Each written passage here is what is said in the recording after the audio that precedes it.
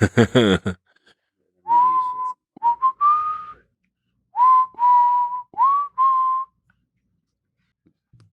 thought you were going to finish it. To what degree do you think war is part of human nature? Ignorance is perhaps, in my view, the real enemy to be countered. But all creatures fight. I mean, the jungle is you look at people think of this nature as perhaps some sort of peaceful thing, but in fact, it is not. Well, there's a relevant question here, whether with greater intelligence comes greater control over these base instincts for violence. Yes. We have much more of an ability to control our limbic instinct for violence than, say, a chimpanzee. And then once in a while, somebody who's watched too many Disney movies decides to raise a chimpanzee as a pet, and then that eats their face or rips their nuts off or chews their fingers off, that kind of thing. Ripping your nuts off is an interesting strategy for interaction. It's happened to people. It's unfortunate. Like that's, I guess, one way to ensure that the other chimp doesn't, contribute to the gene pool. Well, from a martial arts perspective, it's a fascinating strategy. the nut ripper. Deploy acts of kindness. Yeah, conspicuous acts of kindness. This ultimately fights the broader force of hatred in the region. Yes. And I'm not sure who said it. It's an apocryphal saying, but an eye for an eye makes everyone blind. Let me just linger on war. Yeah. Well, war, it's safe to say wars always existed and always will exist. Always will exist.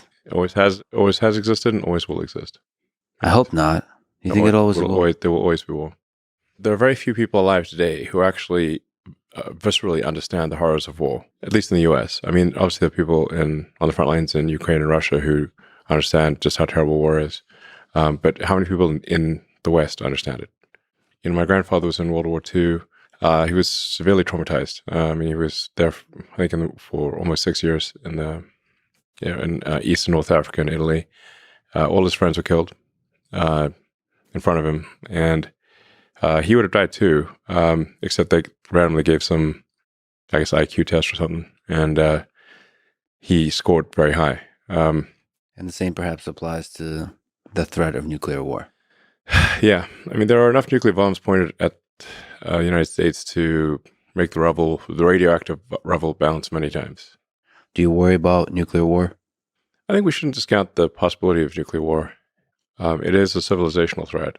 Right now, I could be wrong, but I think the current probability of nuclear war is quite low. But there are a lot of nukes pointed at us, and we have a lot of nukes pointed at other people. They're still there. Nobody's put their guns away. The United States has been the most powerful economic engine in the world longer than anyone's been alive. And the foundation of war is economics. Now we have a situation, in the case of China, where the economy is likely to be 2, perhaps 3 times larger than that of the U.S. So imagine you're the biggest kid on the block for as long as anyone can remember, and suddenly a kid comes along who's twice your size. What is the I in AGI, and what is the I in human intelligence? There's no I in Team America. Oh, wait, there is. No, it's going to be stuck in my head now. Yeah. There's no me and whatever. In quantum mechanics. Oh, wait. Yeah, I think we need to understand intelligence, understand consciousness. There are some sort of fundamental questions of like, what is thought? What is emotion? Yeah. Is it really just one atom bumping into another atom? It feels like something more than that. Like you put the whole consciousness, emotion. Well, some people would call it like a soul. You know, in religion, it could be a soul. Like you feel like you're you, right? I mean, you don't feel like you're just a collection of atoms. But on what dimension does thought exist? What dimension do emotions exist? We feel them very strongly. I suspect there's more to it than atoms bumping into atoms.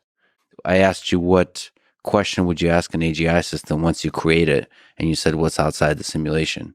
Is the question. And good question. Where are the aliens? Or the aliens? That's one of the Fermi paradox question. A lot of people have asked me if I've seen any evidence of aliens, and I haven't, which is kind of concerning, because then I think I'd probably prefer to at least have seen some archaeological evidence of aliens. To the best of my knowledge, there is no proof. I'm not aware of any evidence of aliens. If they're out there, they're very subtle. for the vast majority of the time, there was no life, and then there was archaic bacteria for a very long time, and then mitochondria get captured, multicellular life, differentiation into plants and animals, life moving from the oceans to land, mammals, higher brain functions. And the sun is expanding slowly. It will heat the Earth up at some point in the future, boil the oceans, and Earth will become like Venus, where no life as we know it is impossible. So if we do not become multiplanetary and ultimately go beyond our solar system, annihilation of all life on Earth is a certainty. If we are able to go out there and explore other star systems, there's a good chance we find a whole bunch of long dead one-planet civilizations. Yeah. That never made it past their home planet. That's so sad. Yeah. Sad. Also fascinating. We don't want to be one of those lame one-planet civilizations that just dies out. No, those are lame. Yeah, lame. No self-respecting civilization would be one planet. Does SpaceX have an official policy for when we meet aliens? No. Okay. That seems irresponsible. I mean, look, if I see the slightest indication that there are aliens, I will immediately post on the X platform. Yeah. Anything I know. What do you get from video games in general? Is there for you personally? I mean, I don't know if it calms my mind. I mean, you sort of killing the demons in a video game calms the demons in my mind. I think we want to be very careful in how we develop AI. It's a great power, and with great power comes great responsibility. Mm-hmm. Nonetheless, we were forced to kidnap a seal, strap it to a board, put headphones on the seal, and play sonic boom sounds to it to see if it would be distressed. This is an actual thing that happened. This is actually real. I have pictures. Absolutely. If I were a hostage, I would probably be tied up with a bunch of computer cords and forced to tell knock-knock jokes to my captors. But seriously, being a hostage is no laughing matter. I mean, it's trying to be a responsible adult in the room. You might be able to make the best of a bad situation by juggling chainsaws or something. Let's hope that never happens, because that would be a circus.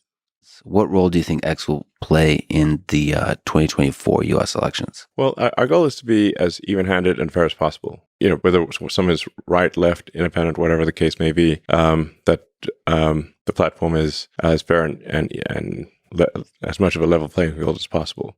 And free speech only matters if people you don't like are allowed to say things you don't like. Because if that's not the case, you don't have free speech, and it's only a matter of time before the censorship is turned upon you. But this is an important point that I think people who are listening should bear in mind. If somebody is cynical, meaning that they see bad behavior in everyone, it's easy for them to excuse their own bad behavior. I mean, I find the X platform to be less negative than the legacy media. I mean, if you read sort of conventional newspapers, it makes you sad. Whereas I'd say on the X platform, I really get more laughs per day on X than everything else combined. Bad news historically would be potentially fatal. Like there's a lion over there, or there's some other tribe that wants to kill you. Good news, like we found a patch of berries, is nice to have, but not essential. In general, with any given technology, you first try to make it work, and then you make it efficient. So I think we'll find over time that these models get smaller, are able to produce sensible output with far less compute, far less power.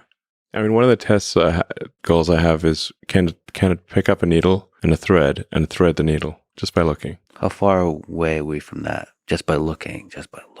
Maybe a year. Although I go back to I'm optimistic on time. What's something difficult you're going through that people don't often see? Trying to feed Uber Lilith.